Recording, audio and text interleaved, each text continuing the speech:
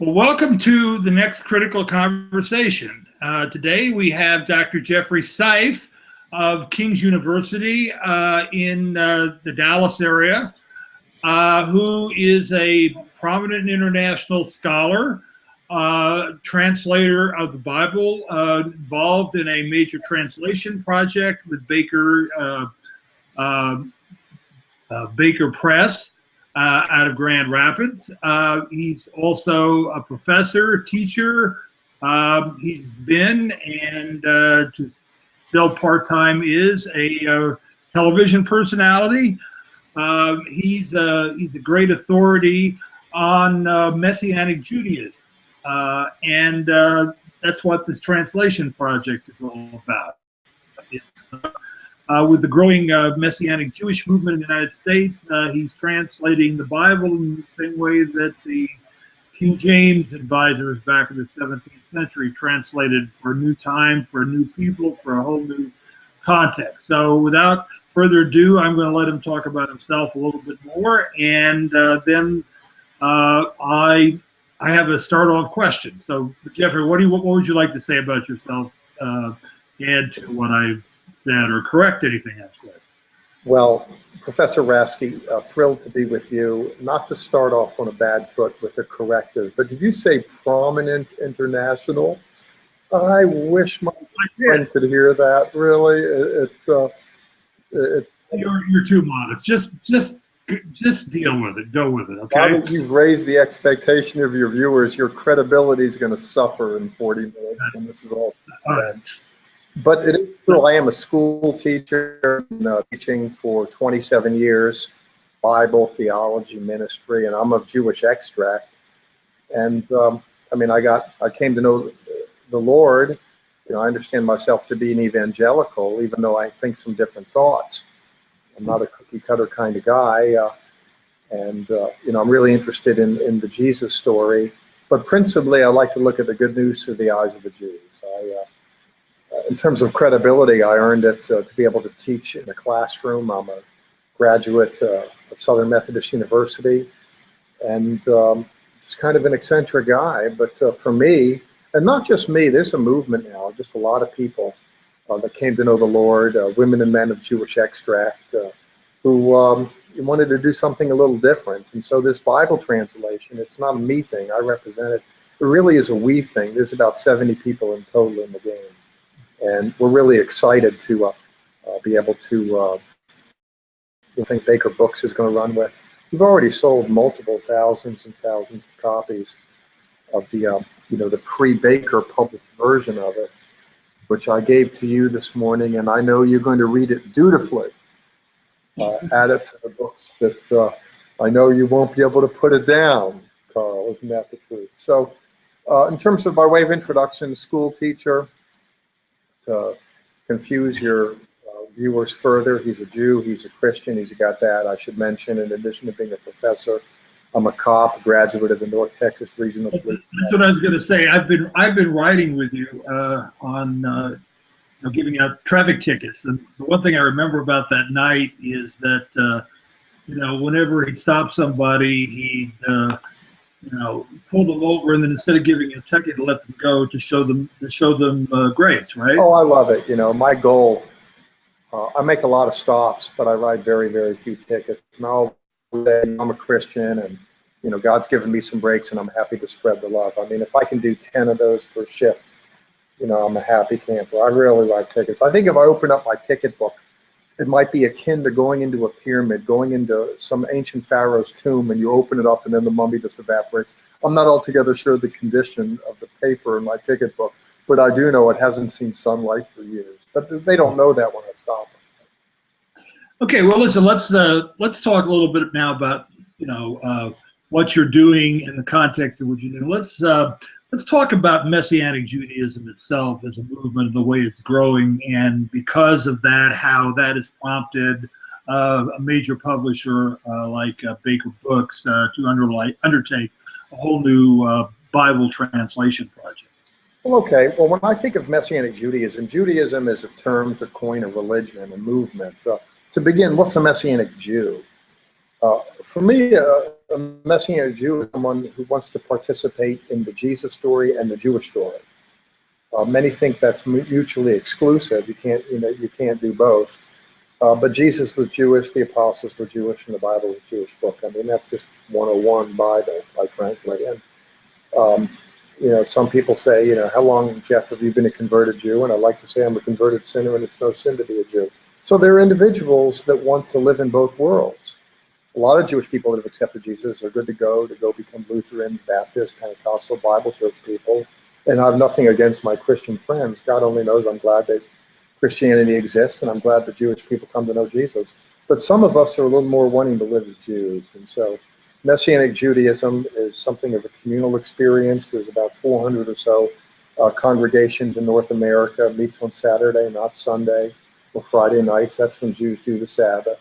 A number of people go to churches on Sunday still, but we want to carve out some Jewish space and live within that cultural context, but still celebrate Jesus.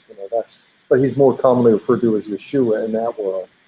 In any case, you have people with different kinds of affinities to what I just described that are scholars, and we applied ourselves to the task of translation.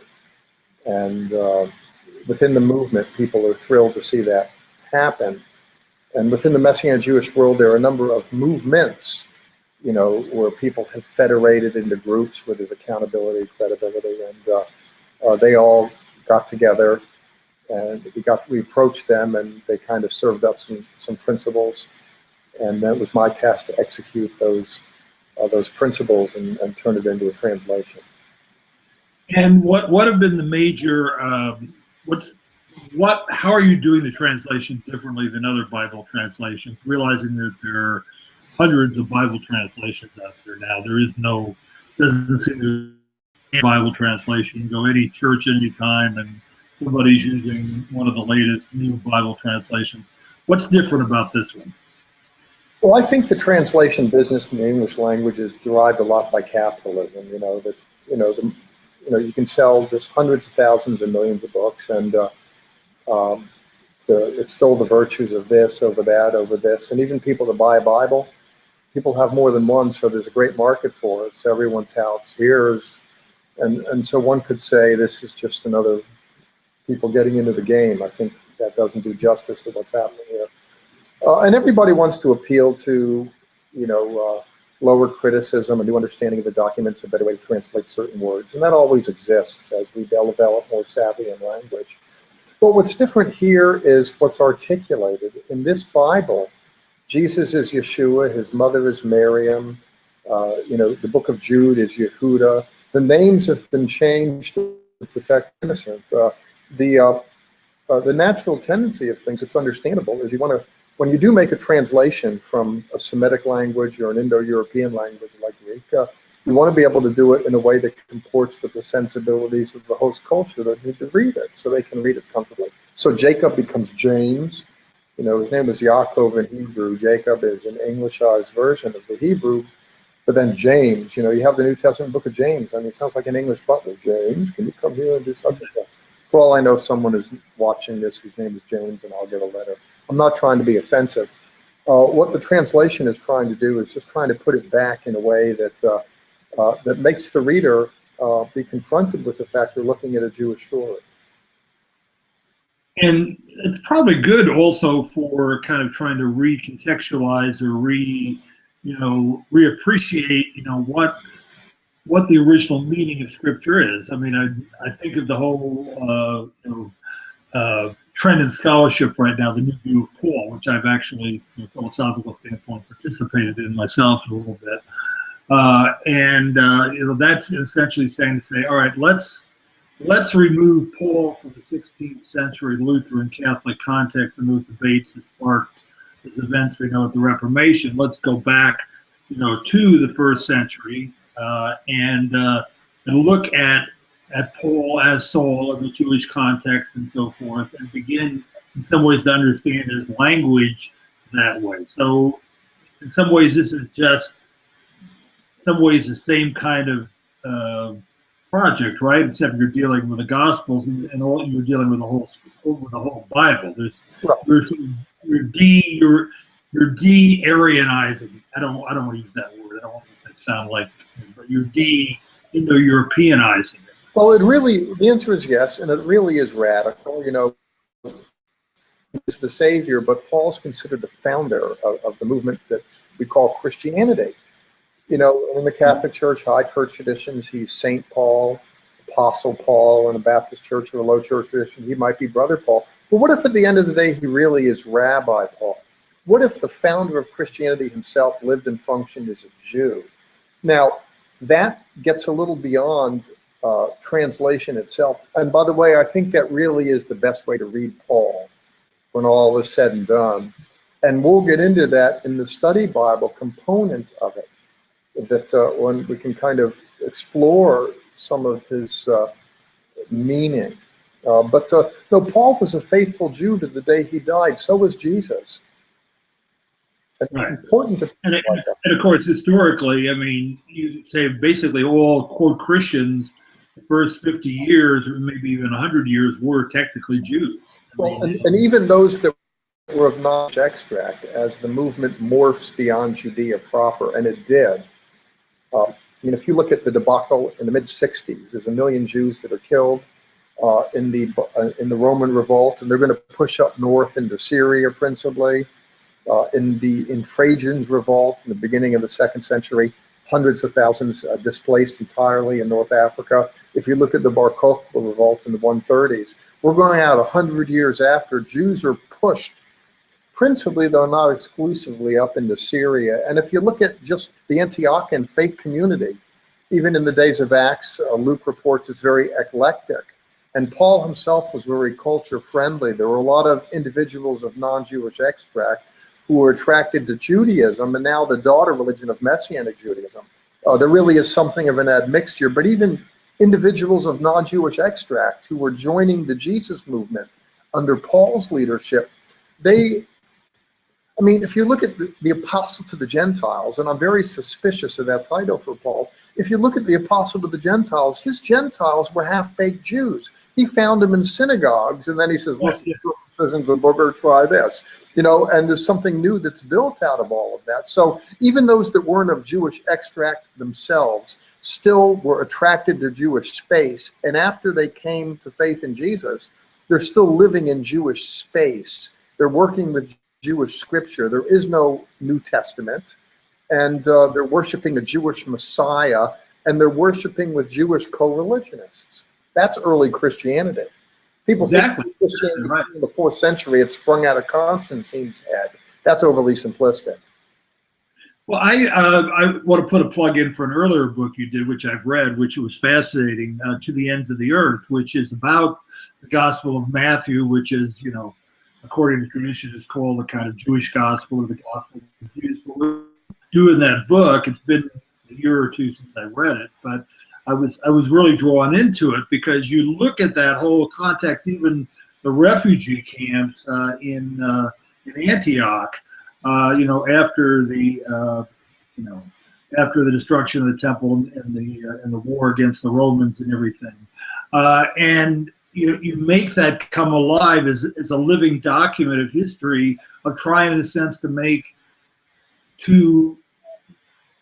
give some kind of meaning or understanding to what has been happened. And of course, as I remember, now correct me if I'm wrong, that one of your theses, which is not originally you, I know that, but one of your theses, but you developed this, you know, through kind of historical detail and historical narrative, is that it was the destruction of the temple in 70 AD that in many ways gave an impulse to the sectarian movement, and a lot of that consciousness, if we can call it that, was formed in those refugee camps in Antioch right after that. Is that kind of an overinterpretation of what you said in that? Begging your indulgence, the transmission got a tad bit garbled there, and so I don't want to just ramble. Could you restate it, the question you're asking, so that way I can make sure I'm not wasting your time and anybody else's? Yeah, sure. What I'm saying is your book on To the Ends of the Earth about the kind of the formation of that particular gospel, which is, as I remember when I was studying it in theological seminary years ago, it said, okay, well, you had the four gospels, and each one was kind of addressed to a same audience. Like you had these marketing committees sitting around and saying, all right, so we've got this demographic, let's write this. But this isn't really the gospel to the Jews. This is actually a gospel that is focusing on the formation of a new Jewish messianic consciousness that comes out as a result of the destruction of the temple in 70 AD. And in many ways, in some ways, it is the beginning of Christianity as we know it. That's what I was trying to say, and I was asking you if that's a kind of a too loose a reading of what you're saying in that. Well, I think that's fair. I agree with Luther, by the way, who said the only good theology is the theology of pilgrims, because we're all talking about a person we've never seen in a place we've never been. Right. And if you want to go back and try and carefully reconstruct what it is we're looking at, and that's what's at play in this point, if one accepts a date post 70 for Matthew, and most scholars, the initial audience of that document that has a Semitic original language are those that are flooding into Antioch, Syria. Right. And it's a Jewish document. It breathes the Jewish milieu from pillar to post. I mean, we could spend more than one talk just doing that. But it is a Jewish document, but it's not just a Jewish document. I mean, the Matthew story begins with wise men from the East coming, from foreigners, Arabs, arguably, the first to acknowledge Jesus. And the document ends with going to the ends of the earth. Right. If you look at the parables, the teachings of Jesus, the kingdom of God is like a net cast in the sea that's gathering all kinds of fish. I mean, we're definitely working with Jewish thought processes in various ways, but it's a community that's principally Jewish in terms of the way it's thinking and functioning, but women and men of non-Jewish extract certainly are part of the story, accepted and celebrated. Well, now, if I could kind of zero in on something there that I'm interested in, maybe it'll take us a little bit off topic, but particularly in evangelical Christianity, the Great Commission, which is there, which you're talking about, go out, make disciples to the end of the earth. As a scholar, can you contextualize that a little better, in a sort of historical way, how you understand Great Commission coming out of the context in which it first appears and so forth? What does that mean, particularly, say, in a Messianic Jewish context? Well, to begin with, just trends in evangelicalism. There's, making a disciple. There's the altar call. Asking someone to come forward and invite Jesus Christ into their heart as the personal Lord and Savior. Walk to the front of the church. That didn't exist. I mean, that practice of hearing speech, coming forward, accepting Christ, and then, that didn't exist socially. You don't find that in early church history. You don't even find it in the Protestant Reformation. That was that approach to getting saved was born out of an understandable missions approach as we're moving westward. As these wagon trains are moving west, and now Interstate 10, 20, 30, 40, the south and west. Towns are springing up. You have rough and tumbler, rough and tough kind of people. You have a church in the main square. You also have a bar and a brothel and all the rest.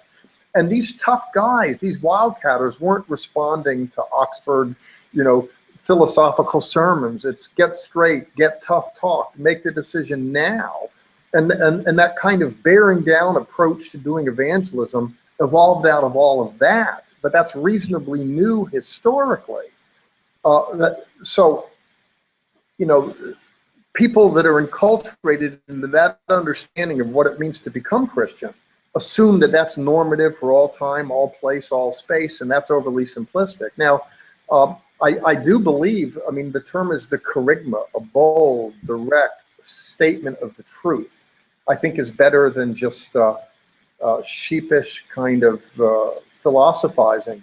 To make disciples, to my way of thinking, it's overly simplistic. It begins with the first step, and I'm happy for any approach to argue for that first step, whether it's coming forward in a church or making a decision where you are sitting in a pew in a church or in your living room or in your home. But discipleship it isn't just say the prayer, come to church and start tithing, and then you're good to go. I mean, it's I think within the conversation in the Messianic Jewish world, looks at discipleship making as more compliance with biblical mandates, not just making a decision for Christ and then starting to come to church. I mean, we wrestle with the question, what does it mean in the way we manage our families, our finances, and ourselves? So that's being discipled in a manner that's congruent with Jesus' will, ways, and word. What would that have meant in the actual context of the first century, though? Well, it would mean that we wouldn't accept gay marriage, to be just to talk about contemporary as marriage. It would mean that we would accept that, you know, I mean, if you look at the first century world, just to hark to that because it's a hot button, and I might throw some of your viewers or even you yourself, I don't know, on your heels, and why not? I'm a professor, mess it up a little bit, the iconoclastic. If you look at the first century world, let's say of Paul, Rabbi Paul, you mentioned him earlier, you know, he writes Romans. Well, Nero killed his first wife. When his second wife died, he then takes his male lover, castrates him, gives him his wife's name, and publicly marries him. That's the culture. Greco-Roman culture was very licentious. Jewish culture wasn't. Jewish culture understood that we live in the Greco-Roman world, but we're different. We're different than all of that. And similarly, in the modern world, consenting adults have a right to do whatever they choose to do, but we live under a different kind of social contract, and it's not everything goes. If you feel it, do it. People have that right to do it, but if someone is saying that Jesus is Lord, they're submitting to authority that's not just the regnant social authority, it's a personal executive decision to the God of Abraham, Isaac, and Jacob. And I think part of being a disciple is bending the knee to his will, not just giving Caesar what is Caesar and calling it a day. Yeah, okay. I guess I understand that. And, you know, I think there's a lot of good literature out there that shows the kind of, you know, implicit sort of countercultural anti-Romanism, you know, of the, you know, of so much of the Gospels and even the writings of St. Paul. I was just reading a old book by a scholar at Chicago Theological Seminary a few years ago, basically saying you got to look at the sort of way in which the kind of political system, political symbols, everything was inverted by the Pauline Gospel.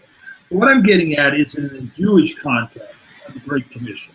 Okay, so you've got these families, many of them sort of displaced. The time is in turmoil. Obviously, the Jews themselves were kind of outsiders to the Roman world and the Roman culture and the Roman practice, and that's part of why they were admired secretly by a lot of people, because they were considered to be, you know, good moral examples. Maybe they didn't understand their, you know, religious convictions, but they liked their lifestyles and that sort of thing. We still talk about how, you know, Christians have to be models, you know, in their lifestyle. But what would making disciples mean if you were a first century Jewish convert or a first century Jewish follower of Yeshua? I mean, would it mean? I'm sorry, I interrupted you. Yeah, what would you do with your? How would you fulfill Jesus' Great Commission? Okay, well, if you're in Matthew's world, Antioch, Syria, you're going to place a premium on hospitality.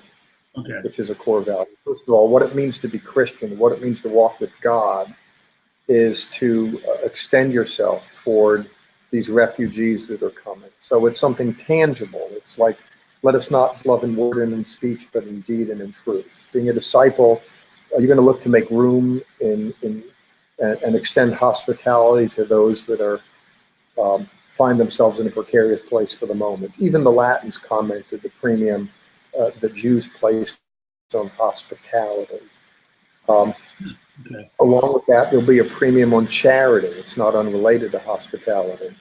That you're going to want to find something a little extra for the poor. Another thing is you Jews had carved out space where they were allowed to be distinct from the broader culture. They were accused of xenophobia. They were accused of hating foreigners and the like by rabble on the streets. But Jews were. It was understood. The Jews are an ancient people. They have their traditions. They're not going to eat our foods. For the most part, they're not going to frequent our theater and our social games, our athletic contests, our gladiatorial games, and what have you. But they kind of march to the tune of their own drum because their religion beckons them to do that. They're not going to burn incense to the emperor. They mean no offense to not doing that. You know, I mean, the Romans used to, it's like their Pledge of Allegiance. They do a little obeisance. It shows their citizenship. It was understood Jews can't do that. Jews cannot abide figures of the regnant powers in the religious space because it's the way they are. I mean, and the Romans kind of came to terms with that. By the way, in Antioch, Syria, Jews enjoyed privilege. Things were relatively stable, all things considered, even after the Roman war in 70 AD, when Titus, who finished the siege of Jerusalem, goes up to Antioch. Rabble in Antioch want to displace the Jews, and Titus wouldn't let it happen. The Antiochian Jews didn't participate in the struggle. The Jews in Syria had certain protections. They were allowed to be different. And I think that those followers of Jesus, those Jewish followers of Jesus, would have continued within that stream. Yeah. So what? Let me. This is Ben, because obviously we have the audience that follow these are both scholarly and lay at the same time. But you know, scholars want to hear one thing, but the layperson wants to ask the question. Okay, so what does Messianic Judaism mean for me? And I mean, I don't have a Jewish heritage. If I read this new Bible translation, or I read the study Bible, I take it the study Bible is going to be a way in which you can really begin to see in an everyday context, particularly the kind of questions that matter in everybody's lives, sort of thing. Yeah, this is what it really meant, and these are kind of deeper implications today because you're always doing this kind of translation, kind of leap in your head. I mean, I try to do that. I've always appreciated the Jewish origins of Christianity. There's some speculation in my family that if you go way back to the 18th or 19th century, there might have been a Jewish element that converted to Lutheranism, which was what my family history was. It's typical in Germany, if you were Jewish, you became Lutheran after in the early 19th century. I don't know if that's true or not, but it may not be at all. But that you say, okay, whether I'm Jewish ethnically or not, there's still that spiritual tradition, that origin that colors every word that I speak as a Christian, or informs, tends to skew every way I interpret what has become the history of doctrine, and so forth. And so my question is, how am I going to be different as a Christian today if I start to look at this Jewish context? And the other question that comes, can I, as somebody who doesn't have the cultural tradition of Judaism behind me, can I become a Messianic? Well, a few things by way of response. Great questions, to be sure. I think if someone overstates their case, they weaken it. I don't think that this Bible translation that I'm the project manager of is the answer for planet Earth. I'm glad that any human being reads any Bible in any translation, period, and they can learn about Jesus and become disciples. So I think it would be the epitome of hubris and fantasy to think that the world needs this translation. That said, theology has always been described by the Latin dictum, fides quaerens intellectum, faith in search of understanding. And someone has a little experience with Jesus. The journey as they go on is going to be inquisitive. Inquiring minds want to know. Paul himself said that I may know him, power his resurrection. I believe in engagement with the Tree of Life version of the Bible contributes toward that quest. I think people want. Oh, can we stop there? Can you talk? Because I know what we're talking about, but probably our viewers don't. Can you talk about the Tree of Life? For a minute, what it is? Yeah, the version of the translation, the Messianic Jewish joint venture translation, it's called the Tree of Life, Etz Chaim, which is what Jews call the scripture, by the way, Etz Chaim, the Tree of Life. And in the synagogue, when the Torah scrolls, there's an ark and they're taken out, put back, there's a beautiful song, Etz Chaim, that's sung. And the Old and the New Testament is our Etz Chaim, it's the Tree of Life, and that's the version. That's on the table, literally, it's on your table right now. I'm sitting there.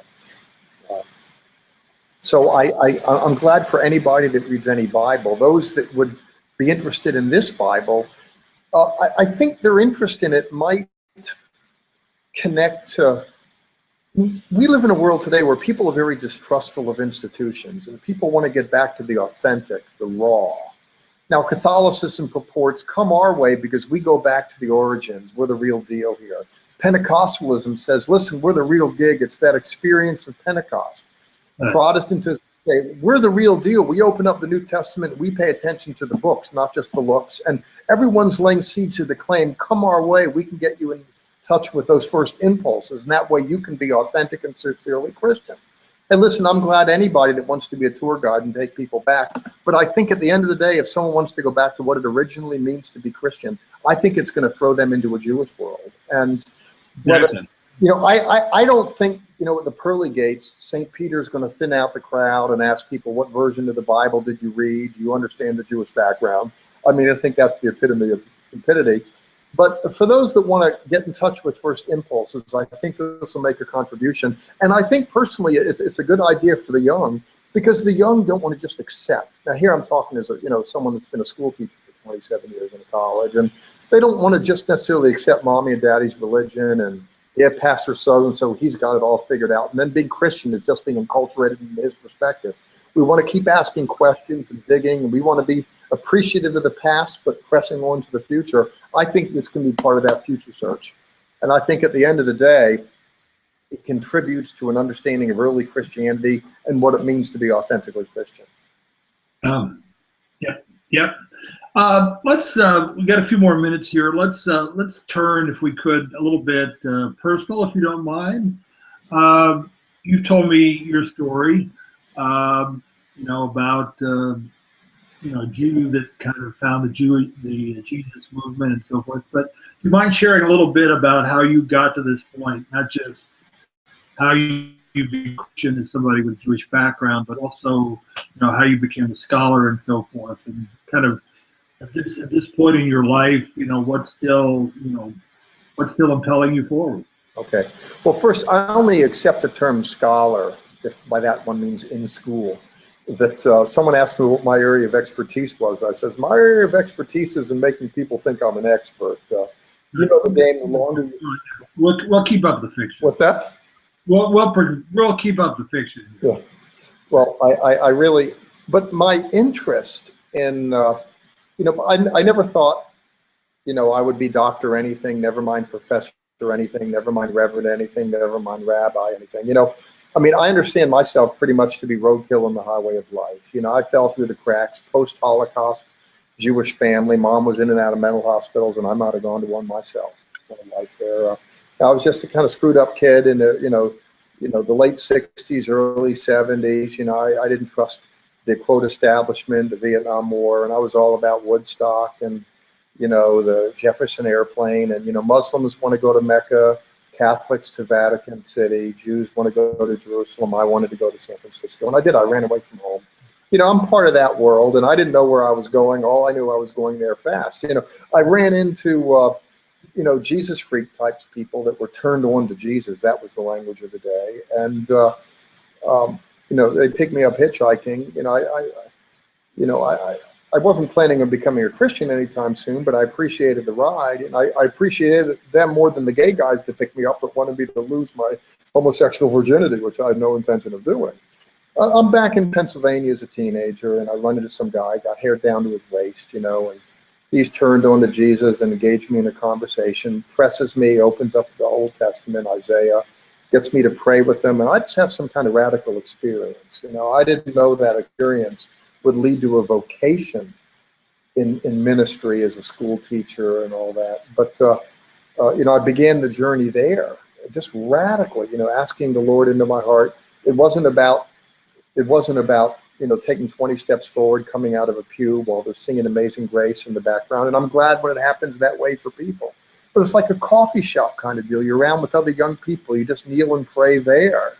It wasn't professional clergy. There was no choir singing Just As I Am. There was no one to take my contact information so some pastor can follow up on me after me accepting Christ in an evangelistic crusade. It was just a moment in time that was very experiential. And it was in the process of time, actually, after having drifted for a while, I asked myself the question what I wanted to do with my life. And what I wanted to do was participate in advancing the same kind of experience that was introduced to me when I accepted the Lord. And so I kind of hopped in bed with the devil. That is, I got involved kicking and screaming in professional religion, in part because my mentor then said, listen, Jeff, if you really want to give your life to this, you need to go to Bible college, and you need to do that. And I thought that was absolutely ridiculous, because I have Jesus in me. I can talk to people. He told me just to shut up and go to school, and pushed me, and I did. And so I've morphed into this wild and woolly, eccentric professor kind of guy that people are afraid to fire, so I still have a job. But that's how I began, and that's kind of where I am in brief. And you've also done a lot on you've been a television personality too, right? And you've gone and spent time in Israel. Can you just say a little bit about that? Yeah, I worked in television for 5 years. It was a great experience. And, you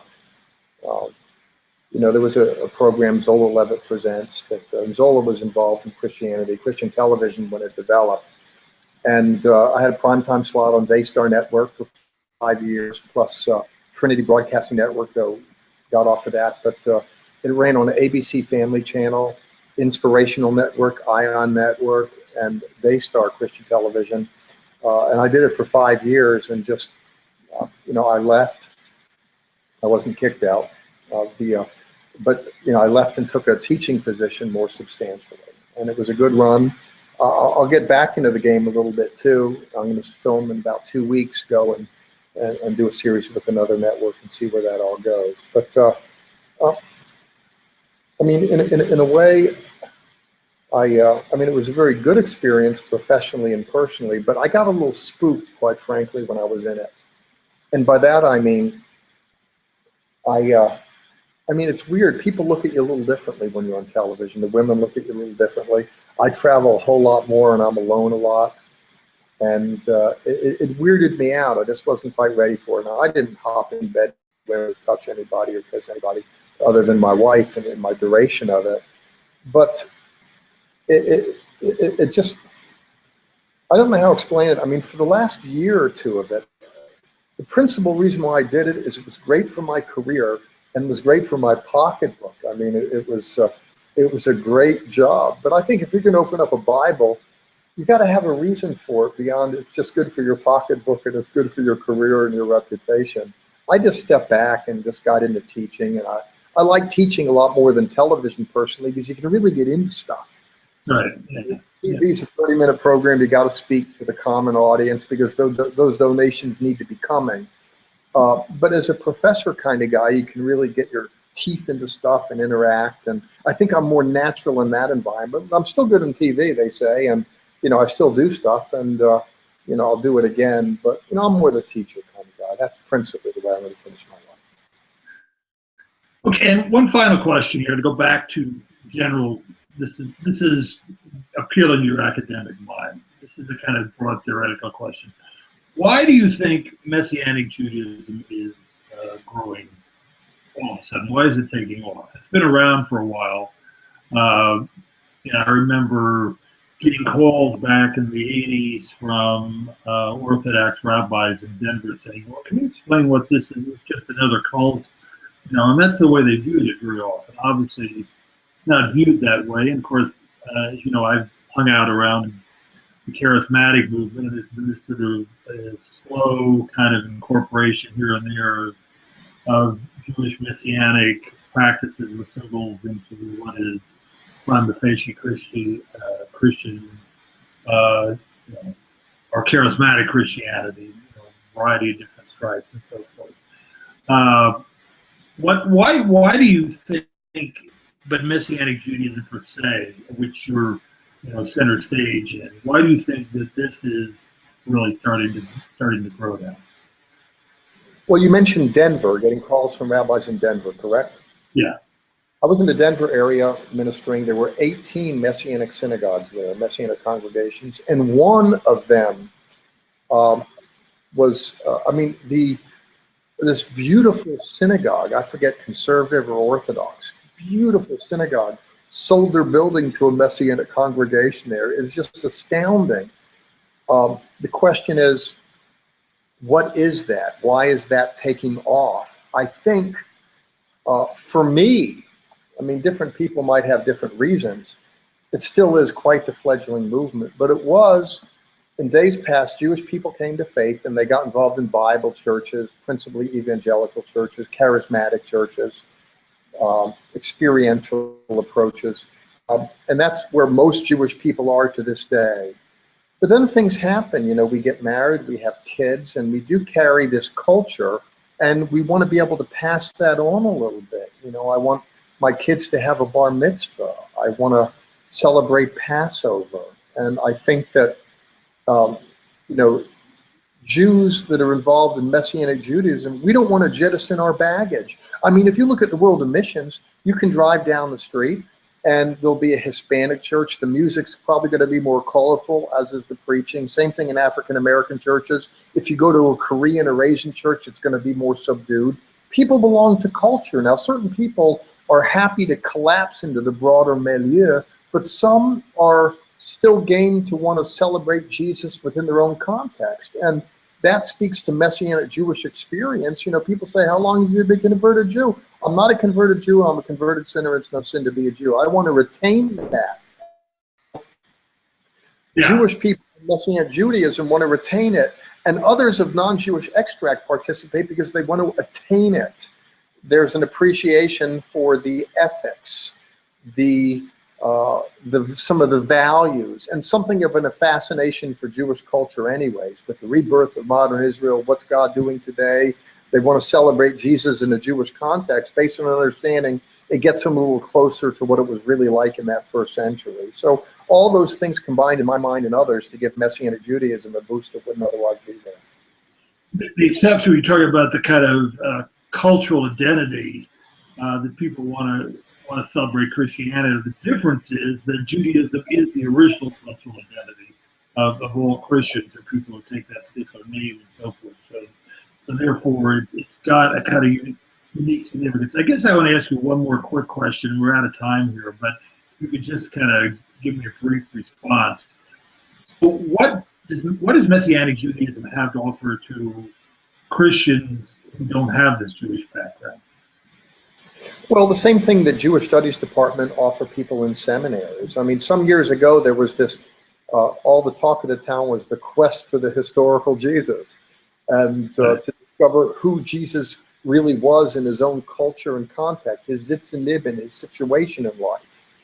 And I think there's new vistas, there's new opportunities to rediscover a little bit more of who Jesus is, who Paul was, and what early Christianity was. At the end of the day, quite frankly, here's the gig. It's all going to boil down to love God, love one another. Everything else is commentary. That truth be known, you don't need to come my way to find out what it means to be Christian. I'll be shining the shoes of great people that are greater than me, that never went to a synagogue, that maybe, they didn't go past the 8th grade. On the other side of the grave, they'll be the heroes of the faith, and guys like me here. Listen, you've got a lot of accolades on this side of the fence. You already had your reward. I'll just count myself happy to be there. At the end of the day, I don't think it's imperative. I don't want to overstate what I'm all about, what this is all about. But for those, that are interested in wanting to get a touch and a taste of Jesus in a way that comports with what it was really all about, I think they'll find a satisfaction in this Bible and in Messianic Jew experiences they wouldn't otherwise have. Okay, well, thank you so much. That was fascinating.